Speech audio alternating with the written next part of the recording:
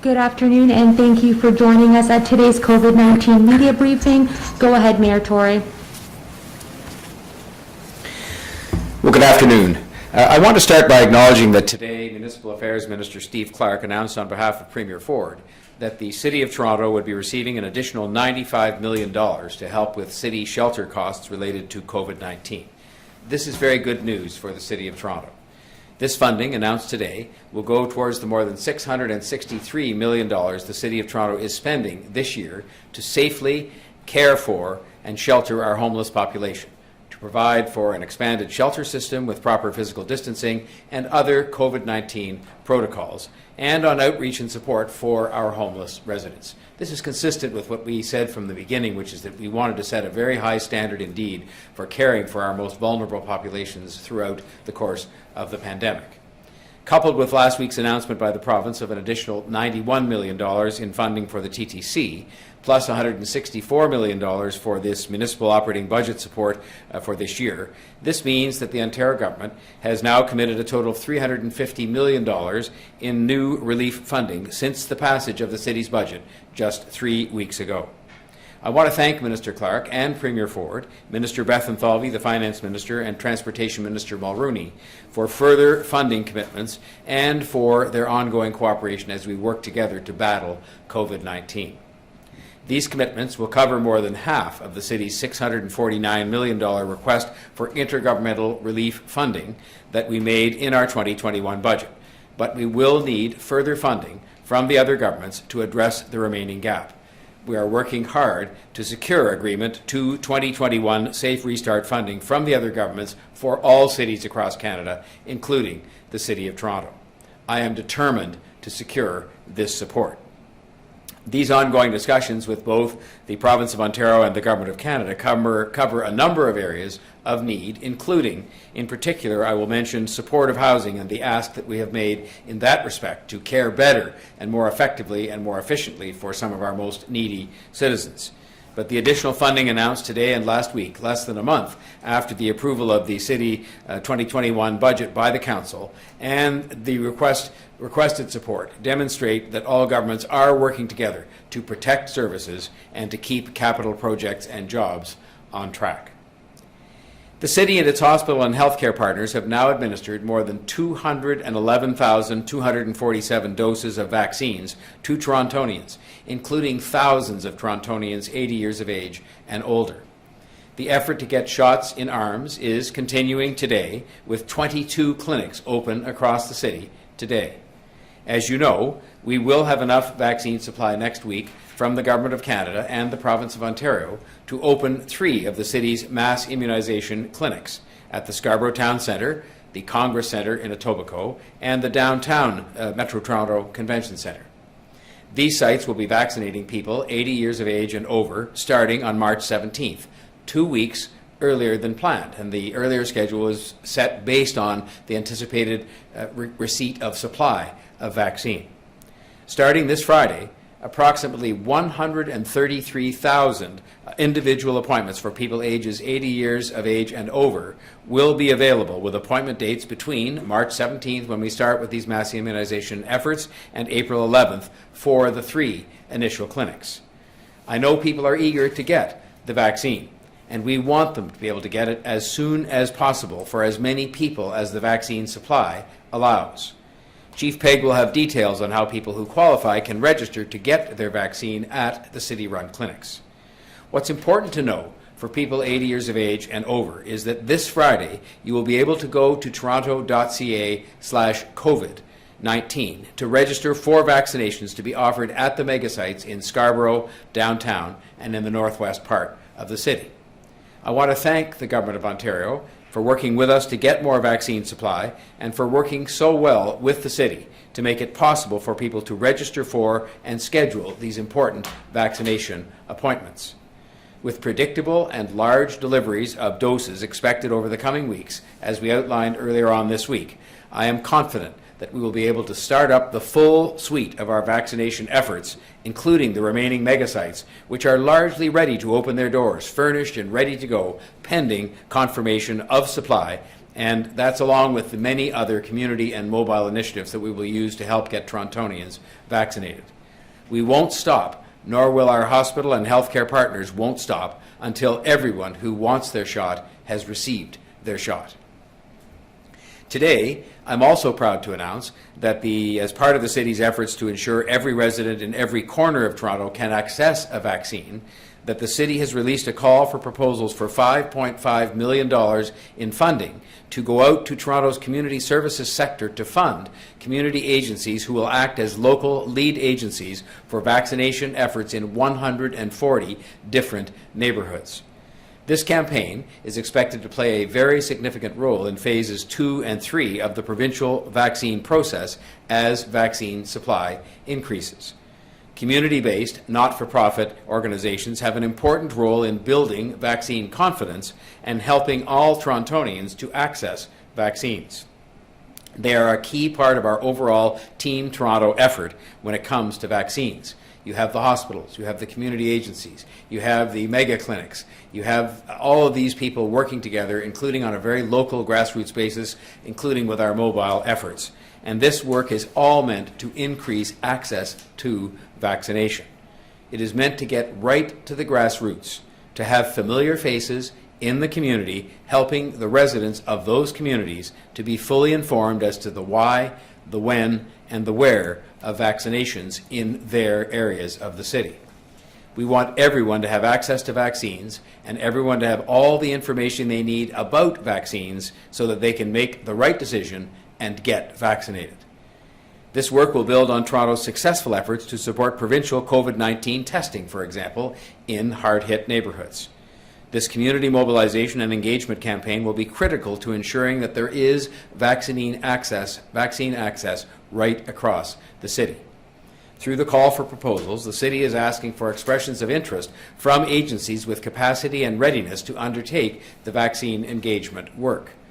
Simply put, they will help us to help people make the right decision to get vaccinated, to inform them in advance of that, and then to actually help make it happen. Engagement lead agencies selected through the expression of interest will work collaboratively with the city and behavioral scientists to further develop coordinated engagement plans and to address gaps in reaching communities hardest hit by COVID-19 and the virus, and areas where there might be the greatest example of vaccine hesitancy. Plans will include door-to-door community vaccine outreach, multilingual communications to targeted populations, and facilitating easy access to vaccine clinics. The agencies selected through this process will develop a vaccine engagement team with anywhere from 4 to 10 members of those teams from community agencies that have the ability and have the experience of working with equity-seeking groups. They will reach out to groups across 140 neighborhoods, and further support will be offered to 280 community ambassadors that we talked about earlier this week, who will engage in outreach efforts as well. This is one more part of a comprehensive, well-thought-out overall plan to vaccinate 3 million people, to do it effectively, and to make sure that no one is left behind. The plan is comprehensive. It is founded on the social determinants of health, such as race and income and food security, housing and disability, so as to drive targeted equity action plans for the COVID-19 vaccine rollout. And it builds on the work of the city's COVID-19 Equity Action Plan and the TO Supports Plan adopted by the City Council in December of last year. I want people in our city, in every single part of our city, every nook and cranny, without exception, to get vaccinated, because the sooner we are all vaccinated, the sooner we can move beyond this pandemic. We are all in this together, and we all need to get vaccinated together. The virus took lives, cost so many people their health, closed doors, cost businesses, and cost jobs. The vaccine will save lives. It will open doors, it will open businesses, and it will lead to what I am confident will be the greatest economic recovery in the history of our city. And on that note of hope, I would like to ask Chief Pegg to give his update, a very positive update indeed, from the Immunization Task Force.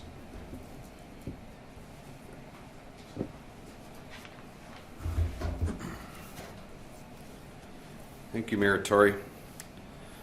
Before I begin my formal remarks today, I would like to acknowledge that it was 365 days ago today that we first activated our Emergency Operations Center in response to COVID-19.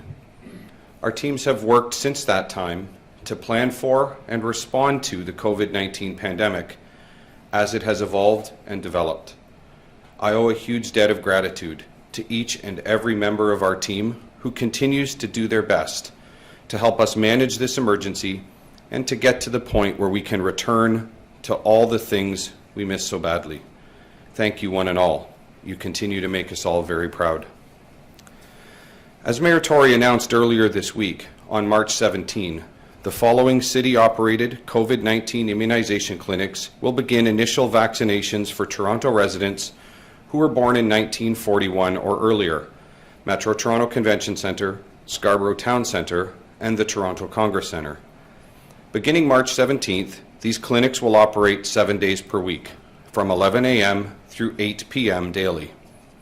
As you will recall, we were asked to bring the Metro Toronto Convention Centre Clinic online in January as a proof of concept clinic. During the proof of concept operations, we had the opportunity to evaluate all aspects of clinic operations, including client registration and scheduling. As a result of unforeseen reductions in vaccine availability, operations at the initial proof of concept clinic were suspended after 2 days.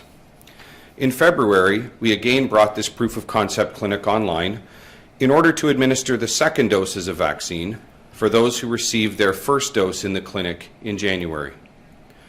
During the earlier proof of concept operations, we worked with the Province of Ontario to pilot the developing provincial booking system.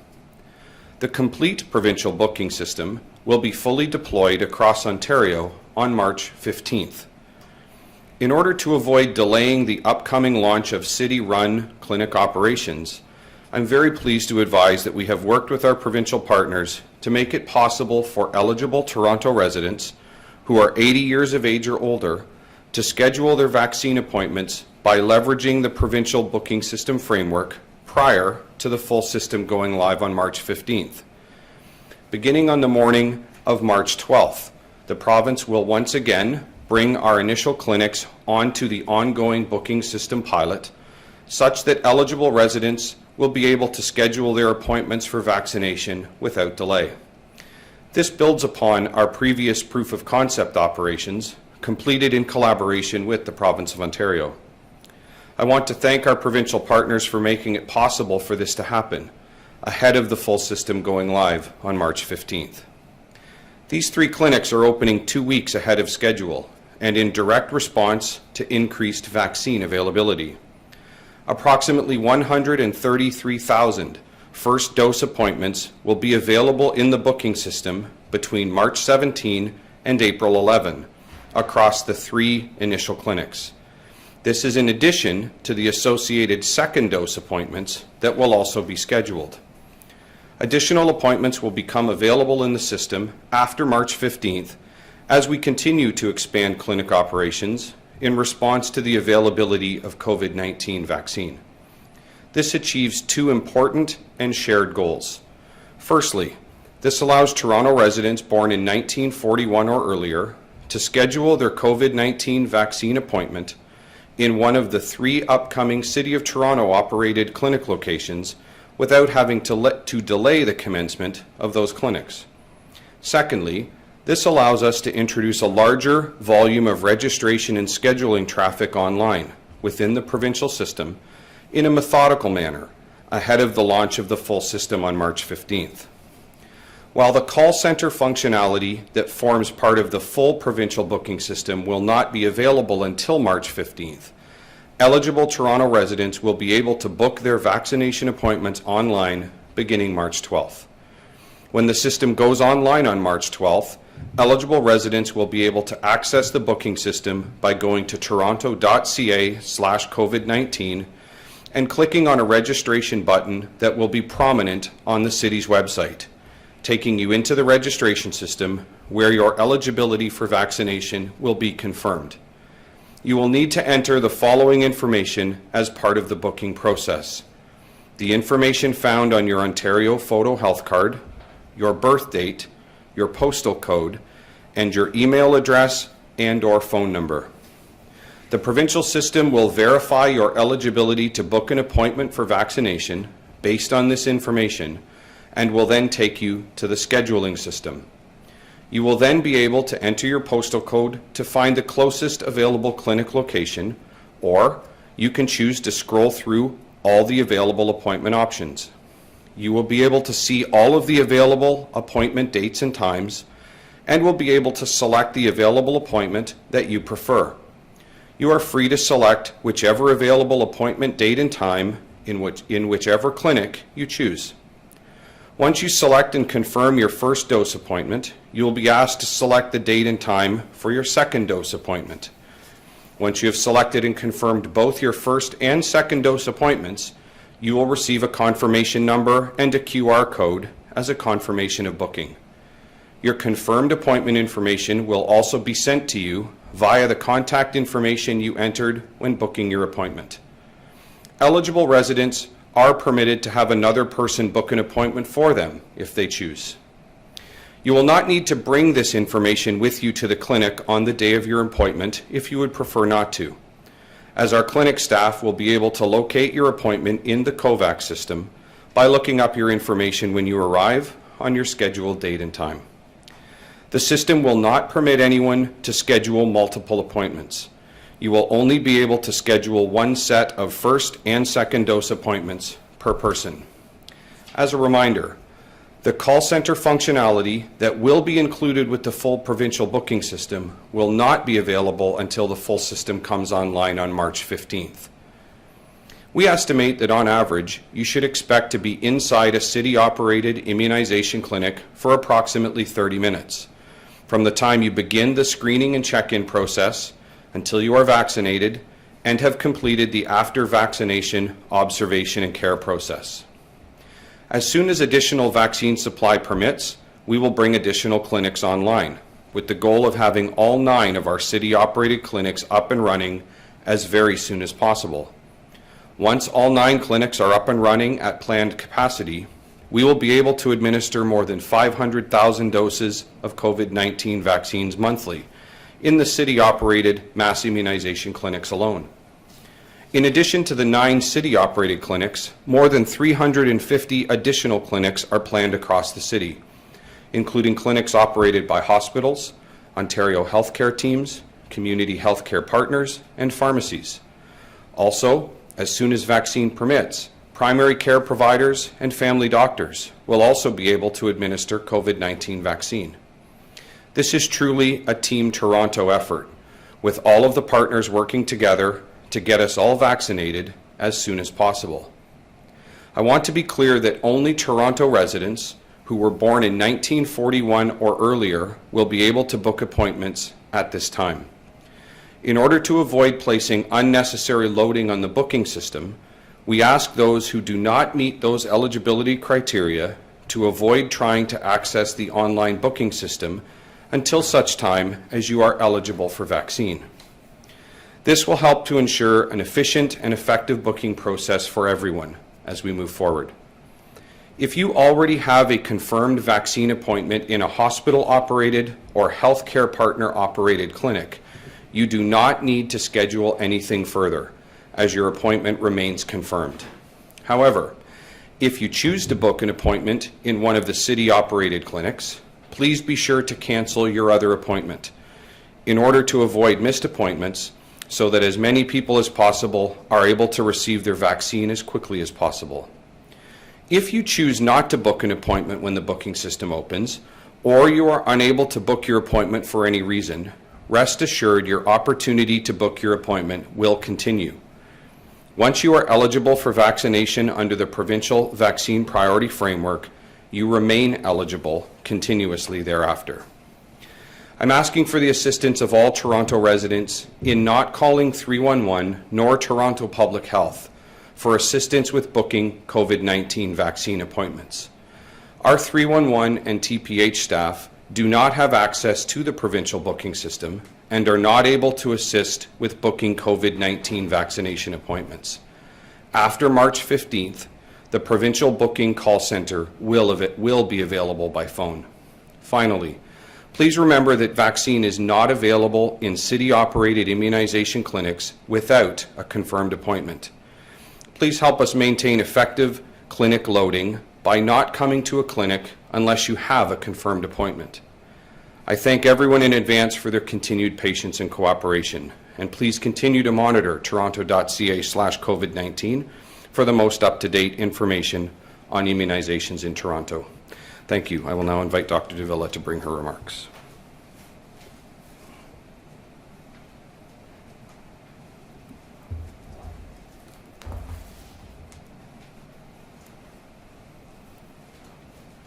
Thank you, Chief Pegg, and good afternoon.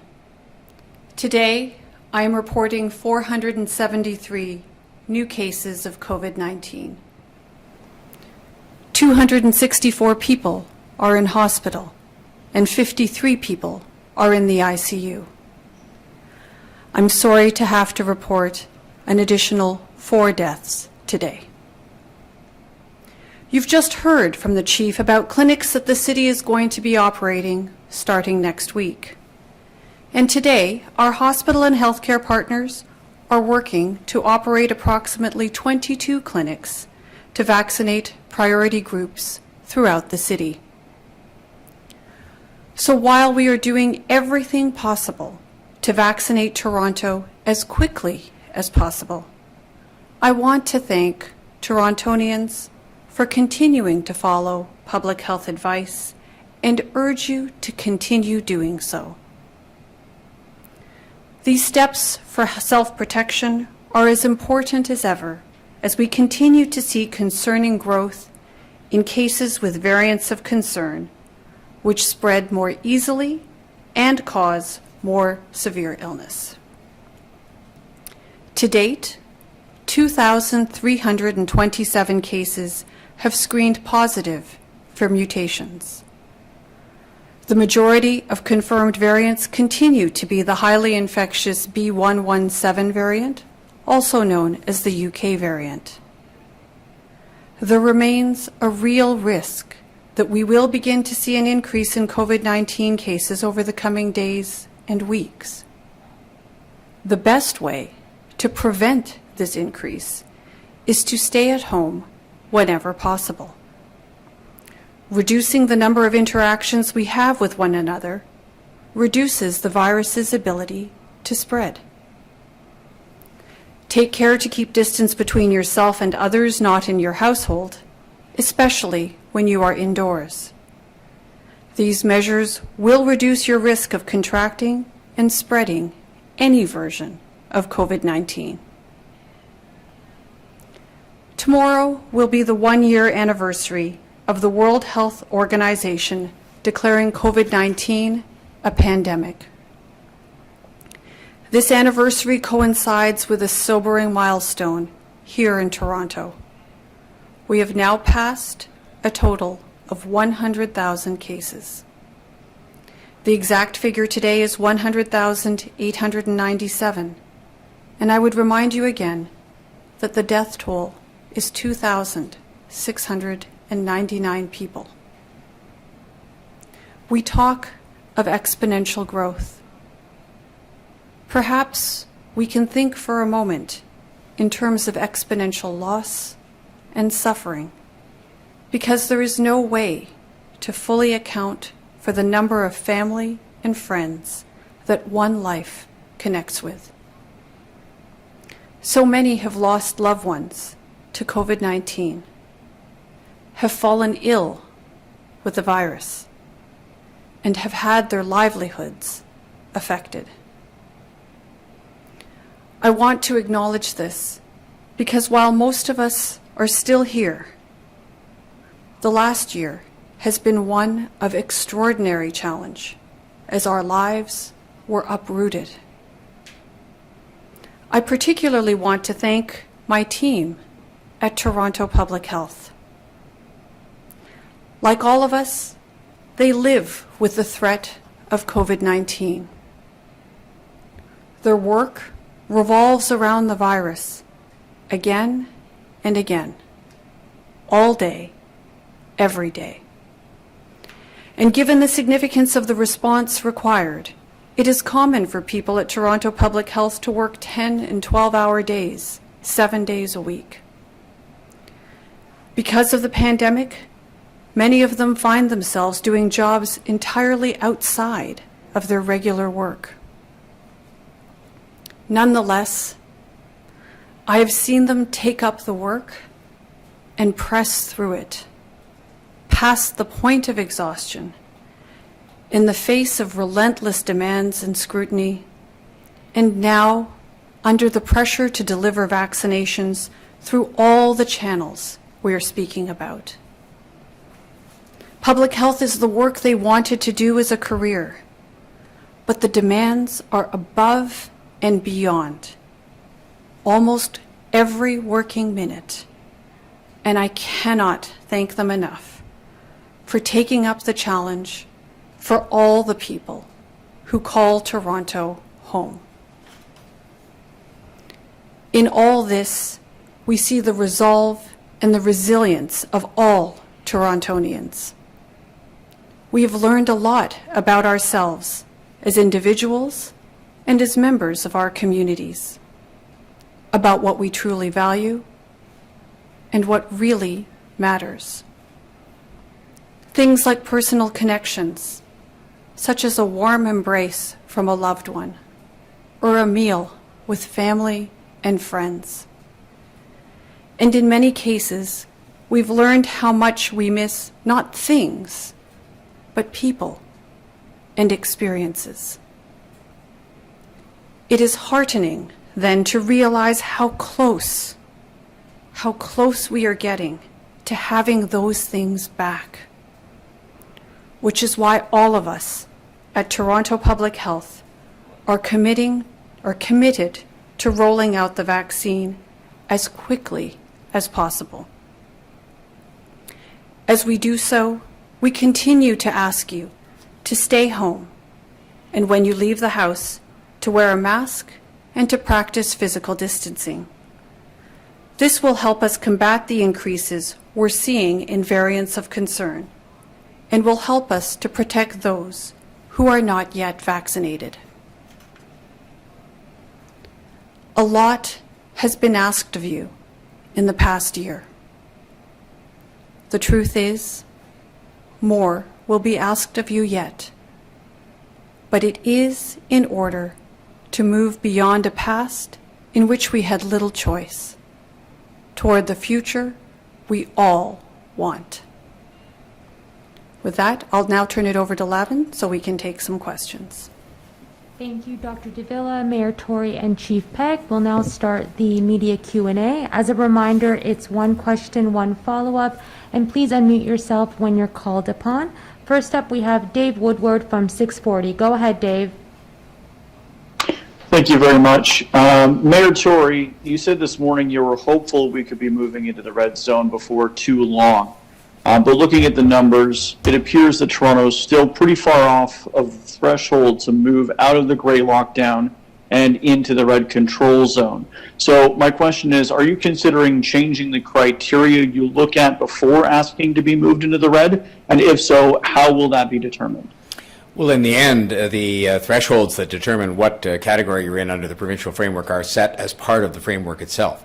So there is a threshold for going into red that is there now. And I would just say that we're having continuous discussions, as we will continue to do, that focus on, yes, the health numbers, which are obviously very important, but also on the psychology of people, also on the regional context and what's going on in all the areas around us, because that has an impact. And then last but certainly not least, the state of the economy and the considerations we have to take into account in terms of the well-being of people overall. So we'll continue to have those discussions. The framework is what it is. We make a recommendation to the province and they will decide, and we'll look forward to having the very intense phase of those discussions, probably not until early next week. Okay, thank you. My next question for Dr. Davila. New StatScan numbers that came out today suggest the majority of excess deaths during the second wave didn't come from older Canadians, but from younger ones, and suggested that it was indirect effects of measures used to battle the pandemic as the cause. So does that make you think twice about the measures that we're putting in place now?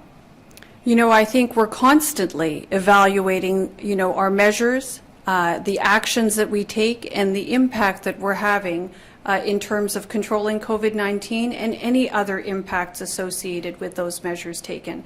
That's simply responsible public health practice. But I would say this, every action that we have taken has been guided by the best available science, by the data we see on the ground, and certainly has all been with the clear objectives in mind of reducing the negative impact of COVID-19, saving lives in particular, ensuring that we protect our healthcare system, and trying to protect our society as well from the broader health and social impacts related to the COVID-19 pandemic. So we will continue to do that on an ongoing basis. We'll continue to study those numbers, and we'll adjust our actions in accordance with those numbers. Next up, we have Natalie Johnson from CTV. Go ahead. Hi, everyone. I think I heard you say that when people are able to book on the city site for a mass immunization clinic beginning this Friday, they'll also be able to book the second dose appointment. I'm just curious what dosing interval you're planning for that. Thank you. Yes, you're correct. In fact, not only will someone have an opportunity to book their second dose appointment, when someone accesses the booking system and books their first dose in a city-operated clinic, they will be required, as a functionality of the system, to book their second appointment at the same time. That is, those parameters have been set in the system in accordance with the provincial dosing provisions that have been set out for us, and my understanding is that that is based on an interval of 110 days plus or minus 5 days, if I understand that correctly. Thanks very much. Natalie? That's good for me. Thanks. Okay, thanks. And then next up, we have Denise Peglawan from Canadian Press. Go ahead. Hi, thank you for taking my question.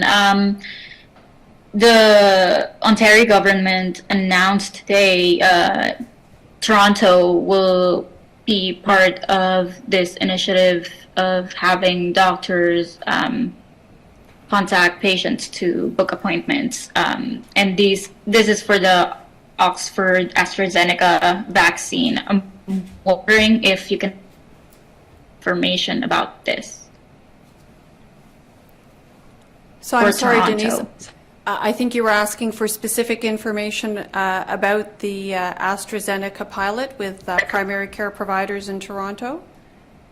Yes, so for residents 60 years old to 64 years old. Yes, so this is one of the many new programs that's being announced. It is in its early phase. It's a pilot project and undertaking. Again, our goal has been to try to work with all of our partners, our provincial government partners, community partners, healthcare partners, hospital, all players involved in vaccination administration to ensure that there are as many options as possible to provide vaccine to the residents of Toronto in as efficient and effective a manner as is possible. So this is a new announcement. I believe that there are a number of particular primary care practices who are engaged in this pilot undertaking. They will be providing that AstraZeneca vaccine to a select number of patients to whom they will be offering that vaccine. And you're quite right, Denise, they are in that age group 60 to 64 years of age. So we'll look forward to seeing how that pilot unfolds, learn from it, and from there, hopefully expand efforts with vaccine administration so that we can achieve that goal of vaccinating as many Torontonians as quickly as possible in the most efficient way as is possible. Thank you so much, Dr. Davila. And just a follow-up on that, Mississauga Mayor Crombie actually tweeted that they will have 8 primary care providers, partners who will administer this. I'm wondering if Toronto has a number for how many offices or sites you're planning to do for this. So I believe this is something that was negotiated between the province and certain primary care providers. If I have my numbers correct, I believe it's 11 primary care practices that will be participating in this pilot to start off with. But hopefully we'll see that number grow thereafter. Next up, we have Matt Bingley from Global. Go ahead, Matt. Hi, good afternoon. My question is for Chief Pegg. Just in relation to the use of the provincial website, I'm just wondering if you can take me through the genesis of how this actually worked and how you've been testing it, and what concerns, we've seen in BC and also repeated warnings from the province today, repeated warnings about the threat of the website crashing due to demand. I'm just wondering what assurances you've received that we're not just being set up for failure here.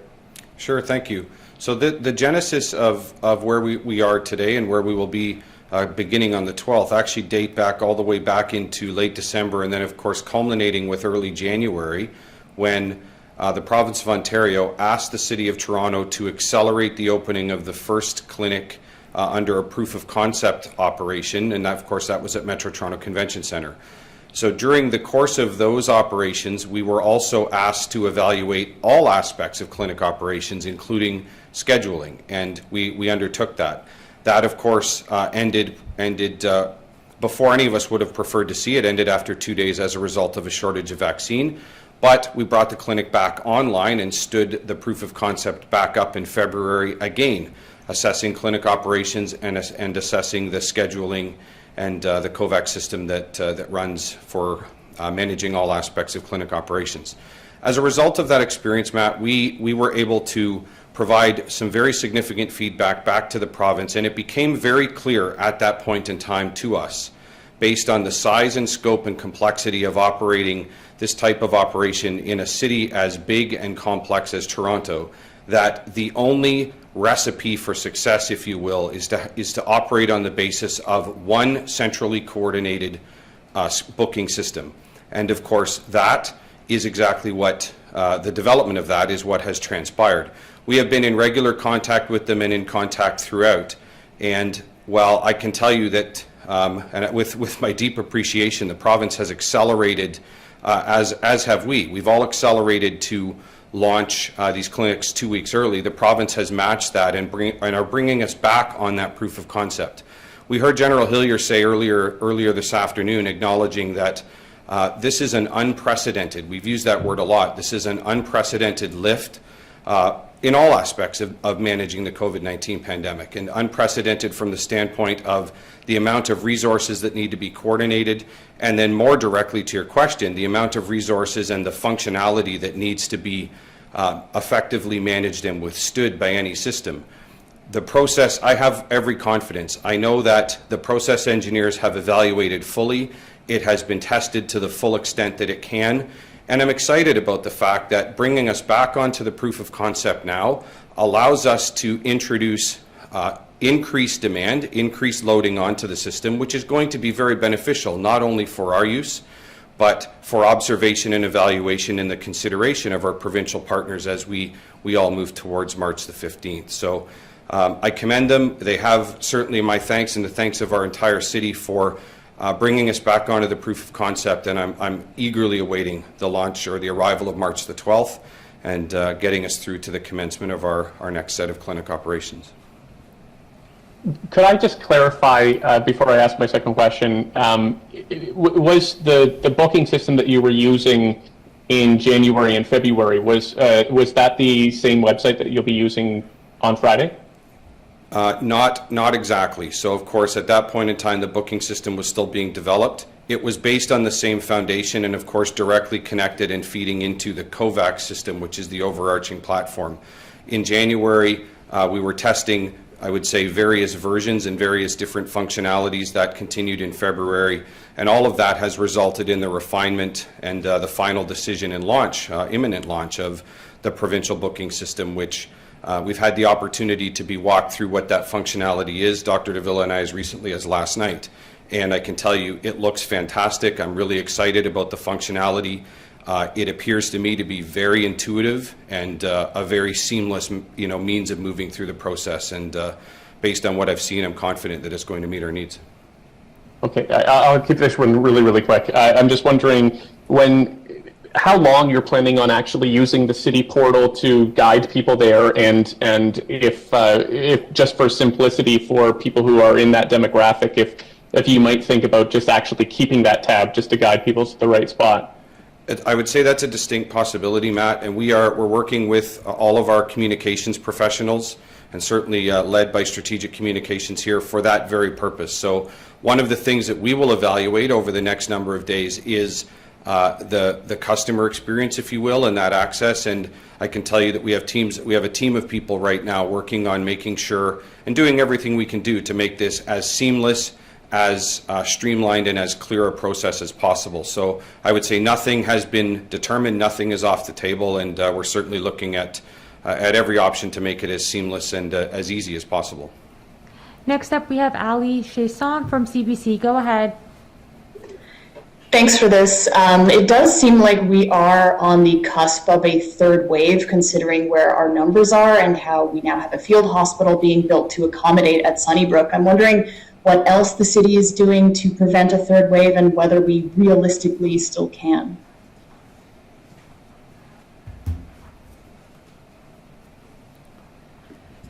So I think that's an excellent question to ask. I think we're looking at variants of concern. We do see numbers and indicators that are unfortunately showing that there is still very much a real risk associated with COVID-19 and a surge in cases.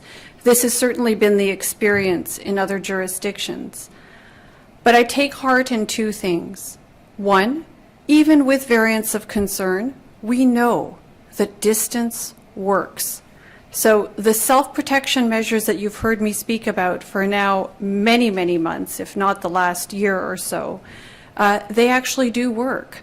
So to the extent that Torontonians can continue to stand behind those measures and practice those measures, we actually have a great deal of power within our own hands to control the situation. We've seen Torontonians do this before. I know it's tough. It's been a long, long year, but just a little bit more, and we can actually see hope on the horizon. That brings me to my second point. We've been talking about now, for the last several minutes, the promise of vaccine and the ability to roll that out in multiple venues, the most prominent of which we've just spoken has to do with mass immunization clinics that the city is undertaking, just a few short days away. And we know that the vaccines are incredibly effective. I've spoken about what we have seen within the context of our long-term care homes and our retirement homes, where vaccines have been delivered and have had the opportunity to provide their effect. We've seen the same effect in other jurisdictions all around the world. These are very effective vaccines. So, taking those two things together, I think we still have much opportunity and power to control our own future. It is very much in our hands.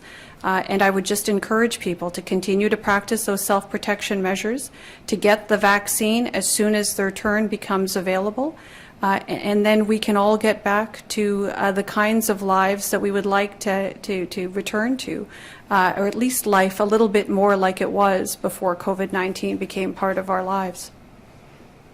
Okay, thank you very much. My follow-up question is actually for my colleague Greg Ross, who's working on the shelter funding story. Mayor Tory, I know you touched on this at the beginning, but can you provide any more specifics on how the $94 million will be spent specifically to prevent shelter outbreaks? Well, it really just finances our overall efforts with respect to shelters, and the number one way in which we have tried to prevent and minimize outbreaks is through distancing, like Dr. Davila said. So that has involved thousands of people, literally thousands of people over the course of the pandemic, and it continues up to this day, to be moved into other facilities, including hotels, because there were only so many shelter spaces we had available, in order to make sure that they could keep distance from one another that would minimize the spread of the disease. And we've furthermore gone into now looking at Toronto community housing suites and other kinds of things that are going to allow us to accommodate people in a proper manner with proper supports, but also to be distanced from one another. So really the provincial money is helping to compensate us for those kinds of expenses, as well as things like PPE and disinfection and other expenses we've been put to as a result of being in pandemic times. And it will be very well used in that regard, and is still very much needed because the responsibility to do that and to keep people properly distanced and safe is still upon us with regard to the people experiencing homelessness. Next up, we have Scott Lightfoot from CTV. Go ahead. Thanks, Lavin. Question for Dr. Davila. This is the first of hopefully many nice days as we enter spring and summer. Right now, the public health guidelines say to people that if they're going outside, do so by yourself or with people from your own household. I'm wondering if there are any plans to adjust that to allow for some outdoor socialization if people follow the given protocols that we've been told for the past year. I know in BC yesterday they said as early as this weekend they might suggesting that people feel comfortable to visit with family or friends outdoors, provided they follow those distancing guidelines, masking protocols, and such. So I certainly think that that's a possibility, and I would imagine that that's a subject of conversation at provincial tables. Again, that kind of advice is probably best proffered at a provincial level rather than, you know, having different guidance occurring at different jurisdictions locally. I would say this, though. No question. The risk of transmission of disease is certainly lower when we're talking about outdoor space, but it's not zero. So by all means, it is definitely safer within the outdoor environment. It is a safer place for sure to socialize in respect of reducing the risk of COVID-19 transmission. It does not bring the risk down to zero, of course, and the best thing to do for now is to continue to maintain that distance as much as possible, particularly when we're talking about interactions with people with whom you don't live. Wear your mask as much as possible, wash your hands, you know, all the good self-protection measures. They're really, really important at this point in time. And finally, when your opportunity comes to get vaccine, please go and get that vaccine as soon as you are able. All these actions taken together are the elements that will get us to the other side of this pandemic and to a life more like the one we used to know. And just to follow up on that, you mentioned the vaccine thing. By this spring and summer, the majority of people will not have had access to the vaccine. So do you predict that this spring and summer will be very similar to last spring and summer? Or do you think that given what we now know a year into this, that perhaps the guidelines could be a bit different, or perhaps you would take a harm reduction approach rather than telling people not to do things outdoors, not to gather outdoors, just to sort of do it in a safer way? Well, you know, I think within the realm of public health practice, we're always trying to do what makes the most sense based on the evidence and the available data. But we also have to recognize that, you know, we are at a different point. And as the mayor has commented, the psychology of the people is very different, you know, now over a year into the pandemic relative to where we were last summer. So, you know, I'm hoping that as vaccine supply becomes more available and as those of us around the province who are now able to start vaccinating members of our communities in larger numbers, that we're able to really ramp up those operations and get vaccine into arms as quickly as possible. So, you know, the real hope is that we get vaccine out quickly, that we have a good summer, that nice weather comes so that allows us to be able to enjoy the outdoors, and hopefully we will start to see life look a little bit more like it used to in the past. Next up, we have Francine Copin from the Toronto Star. Go ahead. Good afternoon. My first question is for Mayor Tory. When you talk about bringing Toronto into the red zone, what kind of timeline do you have in mind?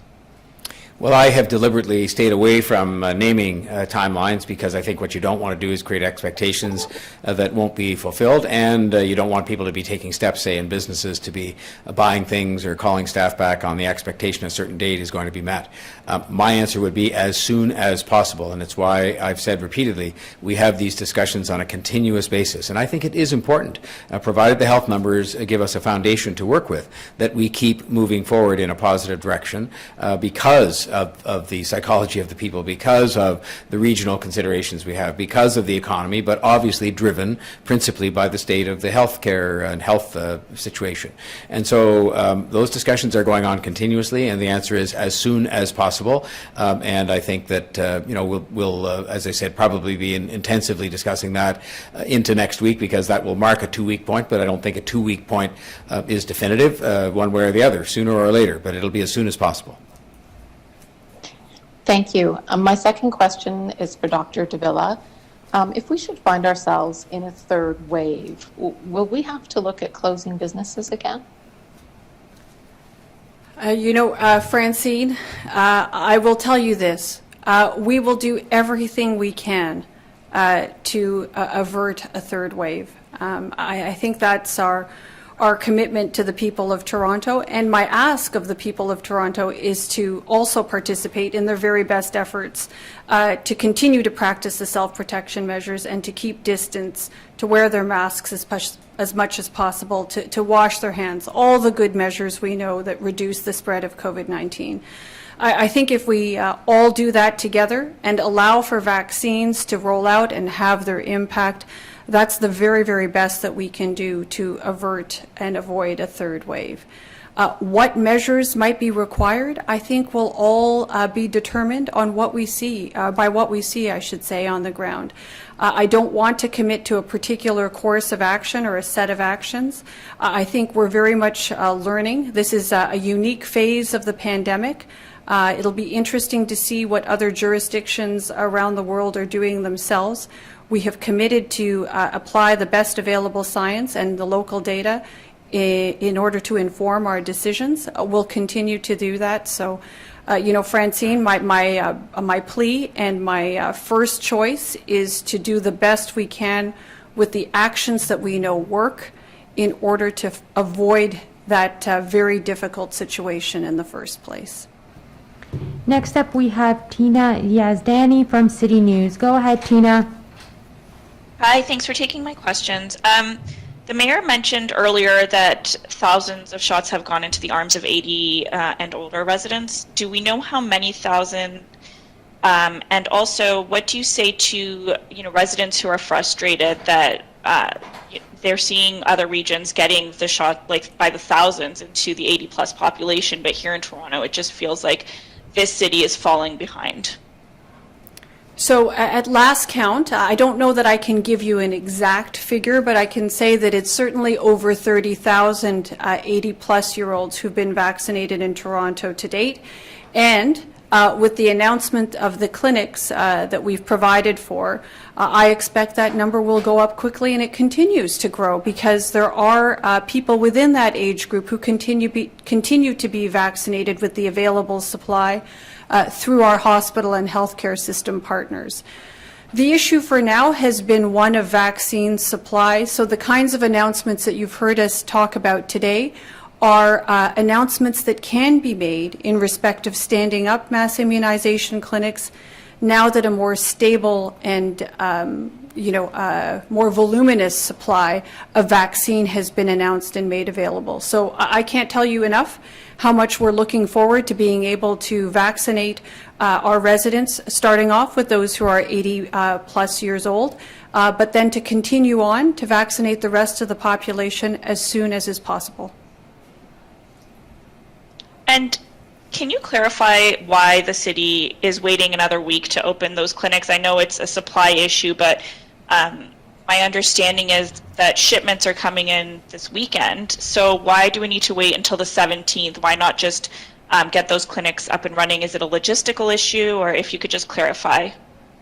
I will make the dangerous move of speaking on behalf of the chief. But as I understand it, we're not actually expecting the supply for, that allows us the opportunity to operate the clinics until early next week.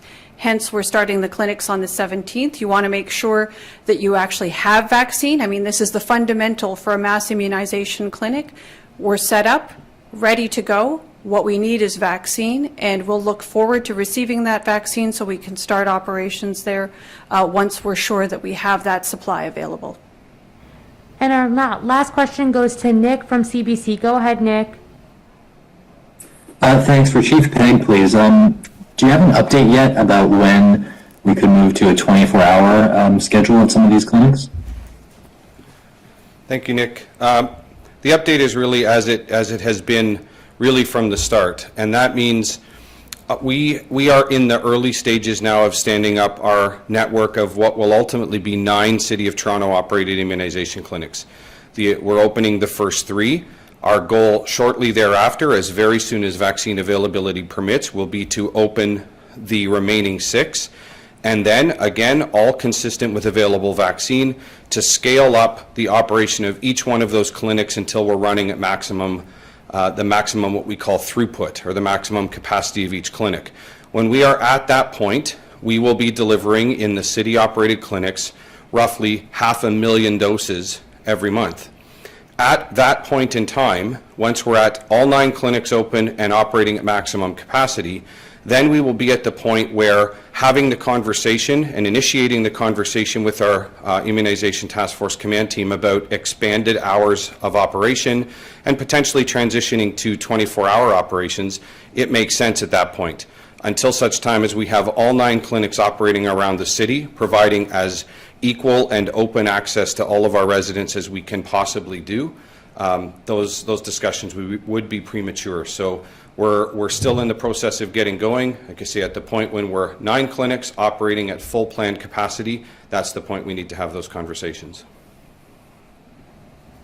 Okay, understood, but maybe if we can just sort of imagine that possibility a little bit more, can you explain how it is that you think operating a clinic 24 hours a day would help the city's vaccination efforts? Who are the types of, is it essential workers, frontline workers who you envision going to one of those in the middle of the night or something? Can you just describe how you think those will help the effort? Sure. So, I mean, of course, the concept or principle of 24-hour operations is something that is it is certainly the opposite of a foreign concept to me. I have spent nearly 30 years of my life working in and managing 24-hour operations, so something that's very comfortable, for me, and that I'm very comfortable speaking about. The time that we would consider going to 24-hour, and the rationale for doing that, would be simply because we now have the available vaccine and the available client demand in order to justify making more and more and more and more vaccine available. So it's really about expanding the available capacity of the clinic. Yes, of course, it would potentially expand or I guess you could say add additional availability through the overnight period as well. But really it is a function of expanded capacity. And like we have talked about from the very start, when we started to plan our mass immunization clinic strategy, we built things like scalability of clinics and built in the plans to potentially and understand how we would or could expand those hours of operation. It could be into different hours, it could be staggering hours, it could be moving into operating overnight. All of those, I would say, are possible. But the conditions are we would need the sustained and reliable availability of vaccine to make it happen, and we would need to know that there is a drive and an interest and a need from a public and a client perspective, which I'm sure there would be. So it's about getting us fully scaled, getting to the point where we have the vaccine we need to deliver at an even greater level, and I can assure you nothing will make me happier than to go to the Immunization Task Force and say that we have hit our max capacity within our immunization clinics, there's more vaccine available, and we now need to figure out how we're going to expand. That will be a good day for me. That's it for today. Oh yeah, go ahead, Mayor. I just wanted to go back, if I could, to Tina's question before and make something perfectly clear. If you'd gone a week ago, or even more than a week ago, to the majority, if close to all of our proposed mega immunization sites, and you'd looked in the window, you would have seen those places were furnished and ready to go. They were not staffed at that time in terms of people sitting there, because that makes no sense, but the staff was largely in place. And so we were awaiting supply, and the only reason they're not opening sooner than they are is because the supply, they're opening within a day of when we anticipate the supply to be actually delivered to us based on what the province says. In the meantime, today, we have 22 clinics operating across the province of all different kinds. We have vaccinated 211,000 people, including thousands of people over the age of 80. But remember one more thing. We had to, before we got to some of those people, vaccinate thousands upon thousands of people under the provincially dictated priority framework, which includes frontline healthcare workers, long-term care residents, and properly so. But we had far more of those people we had to do in the City of Toronto with the available supply before we could even think of moving to the 80-plus population, for example, under the provincial list. And so we just didn't have the supply to do more than that. Otherwise, we would have opened these mega clinics sooner because they were ready to open. And so we'll now open them. It's going to be a happy day next week, and we can get on with this, not to mention what's going on already at the 22 clinics today. Thank Okay, you. that's it for today, everybody. Thank you for coming. Our next update will be on Monday, March 15th. Have a good rest of your week.